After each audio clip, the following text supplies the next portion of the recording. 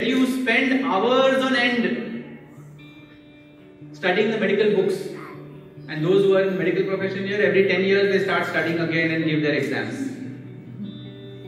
You spend 22 years to get a medical degree in India. Here you spend 26 years to get a basic medical degree. And then several years in residency, then masters. By the time you start practice, you are 40. You spend these many decades in order to get a degree. Can't you spend a few minutes every day contemplating on the glory and grandeur of God, whose existence and presence is pulsating in every single atom of this creation, who is giving you this beautiful weather, who is giving you these beautiful flowers, who is giving you this beautiful food, who is giving you this refreshing water, who is giving you everything and not charging a penny of tax. Unselfishly, He is giving you everything.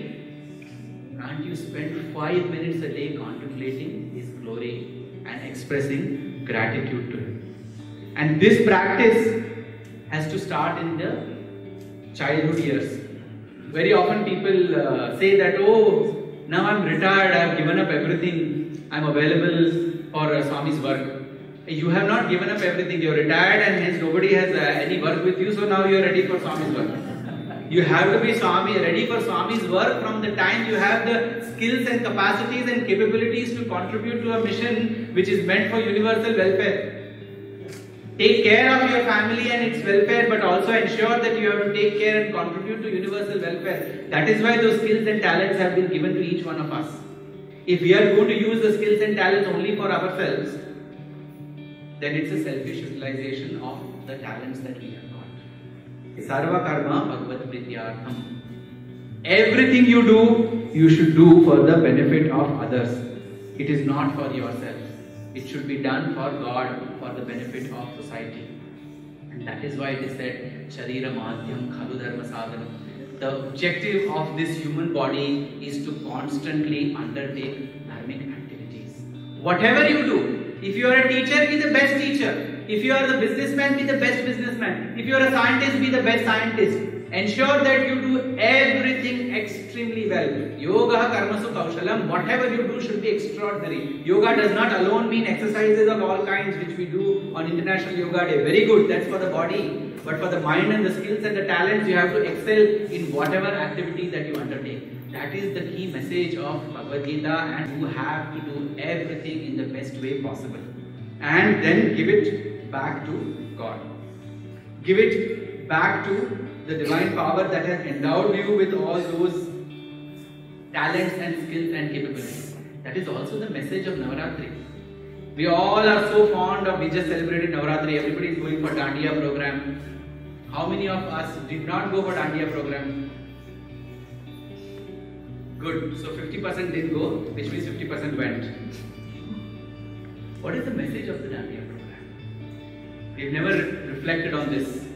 In the Dandiya program, in the traditional Dandiya program in Gujarat, at the center of the Dandiya, there will be one pot which will have light, Deepam inside. And then around that Deepam, everybody will form concentric circles and keep going round and round, singing and dancing to the tune of what is being played. Earlier there was no playing on the speakers, so they used to sing themselves, or a group used to sing.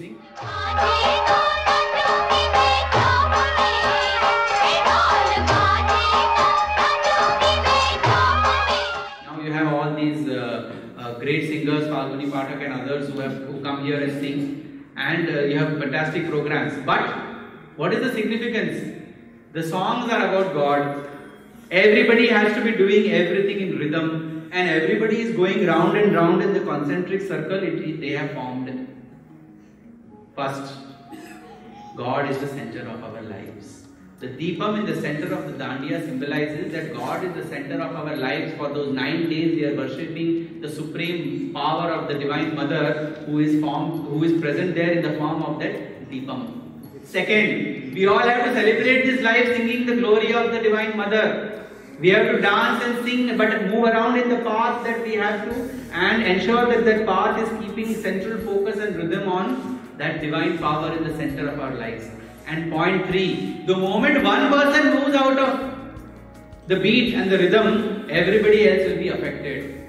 The moment in this world that is lack of harmony and synergy, problems will begin. While we do exceedingly well in our Dandiya Ras and ensure that the beat, the rhythm, the song, the dance, the concentricity, everything is maintained, in the real world everybody is singing their own tune and singing their own dance. Neither is God the center of our life, nor are we moving in concentric circles, nor is one following the rhythm of the other. But we want to celebrate Dandiya program.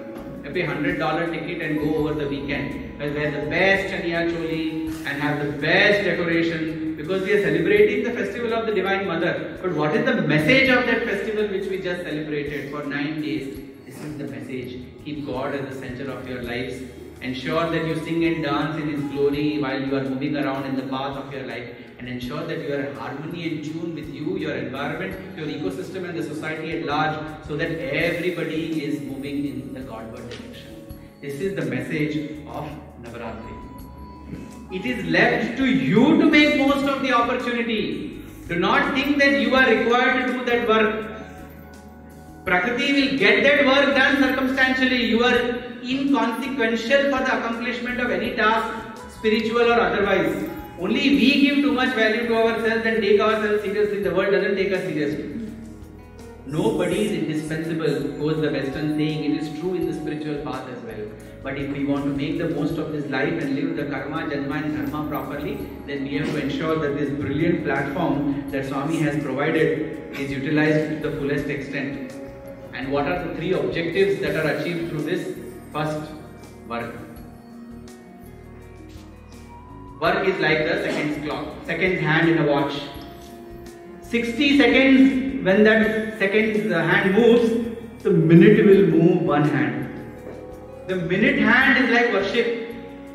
When you are constantly engaged in work, will you be able to develop a sense of worship and devotion in your heart? When that minute hand moves 60 moments, 1 hour is over, the hour hand will move 1 slot. That hour hand is wisdom. You have to work so much so that you develop some amount of devotion, surrender and develop a sense of worship. When you are constantly engaged in worship to that extent, will you be able to develop that little bit of wisdom or virtue?